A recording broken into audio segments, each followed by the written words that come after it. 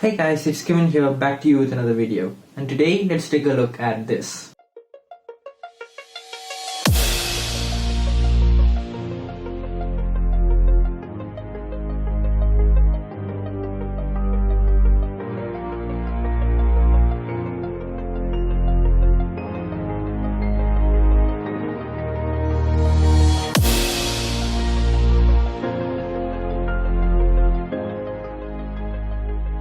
This is the Apple Watch SE, and it might just be the best Apple Watch for the money if you're willing to sacrifice a few minor things.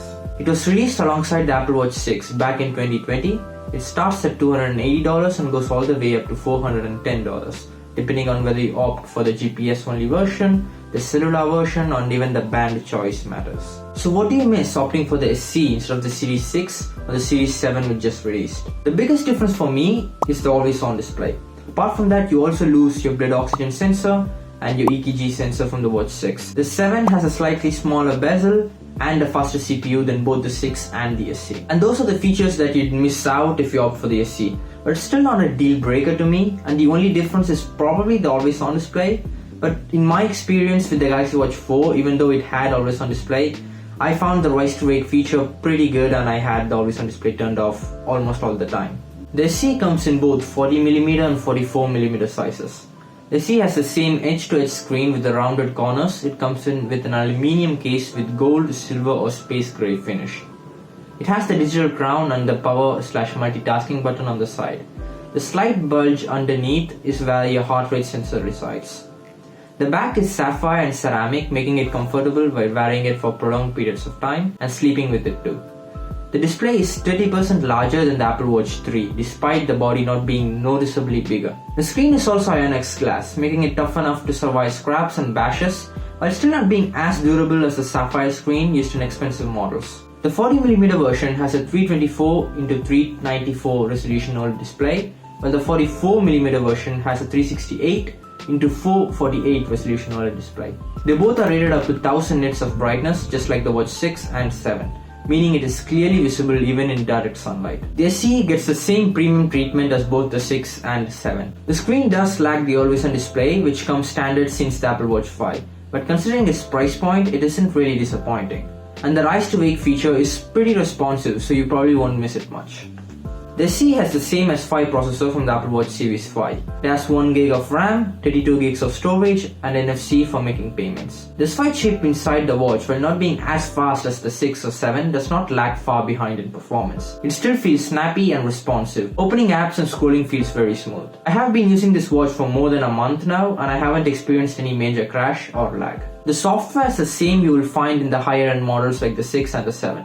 It runs watchOS 8. It is well designed for the small screen of the Apple Watch. It also does a lot of useful stuff in the background, mostly health and fitness related stuff, which I'll get into detail in a bit. It also detects hand washing, encouraging you to spend at least 20 seconds washing your hands. It also monitors surrounding sound and alerts you if it's too loud and may damage your hearing. The watchOS 8 also brings the focus mode syncing between your iPhone and the watch. The new Photos app has also been slightly redesigned to feel more like the Photos app from the iPhone. It also does have the sleep tracking feature, but it isn't even nearly as advanced as what I'm used to with the Galaxy Watch 4. It doesn't show how well you slept or the different stages of your sleep. It just shows how long you slept and your heart rate while sleeping. This was slightly disappointing. You can activate Siri by just raising your wrist and stating your command. How tall is the Eiffel Tower? The Eiffel Tower is 324 meters tall. It works well for the most part, unless it doesn't. How tall is the Eiffel Tower?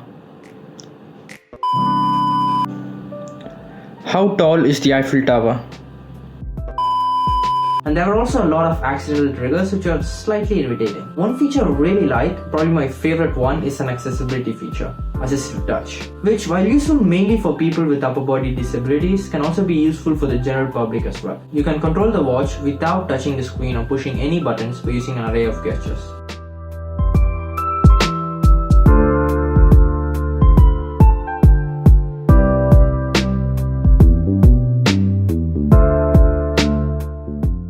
Another thing I really enjoyed about the watch is haptics.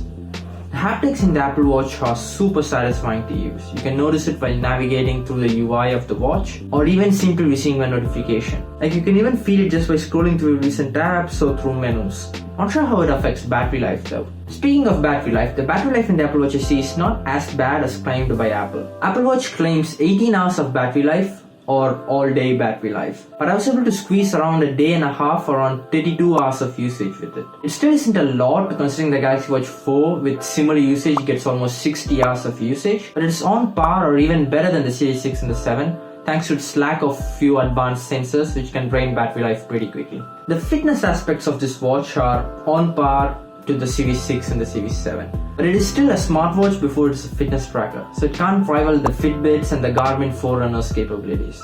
Galaxy Watch SE also gets a dedicated GPS sensor, 50-meter water resistance and onboard sleep tracking. It tracks tons of activities ranging from walking to cycling to high-intensity interval training and even more.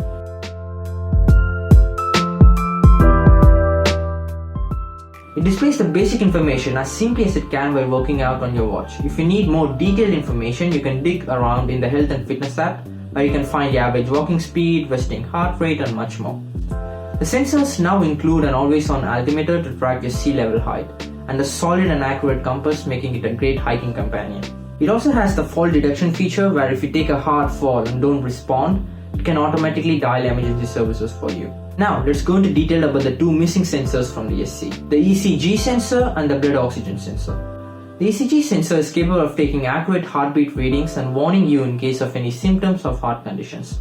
You can still potentially detect heartbeat irregularities from the main heart rate sensor, but it can't confirm it, so it just notifies you that there's suspected irregularity. The blood oxygen sensor is able to detect how saturated your blood is with oxygen.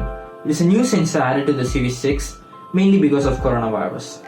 If you do need any of these two sensors, you should probably opt for the Series 6 or the Series 7. But for the majority of the consumers, the lack of these two sensors shouldn't be a deal breaker, especially when it means slightly better battery life. So, my verdict. The Apple Watch SE is an exceptional smartwatch at an exceptional price for the Apple users. If you don't mind the lack of always-on display and the lack of a few sensors, this is the best smartwatch for iPhone users. It brings the premium design with the almost full Apple Watch experience on a budget. It has excellent hardware and software, great design, good battery life, good health tracking capabilities, and almost everything an average smartwatch user needs. So there you go, that's my review on the Apple Watch SE. So as always, I hope you enjoyed this video. Don't forget to like and subscribe to the channel, and feel free to check out this video, and I'll catch you guys in the next one.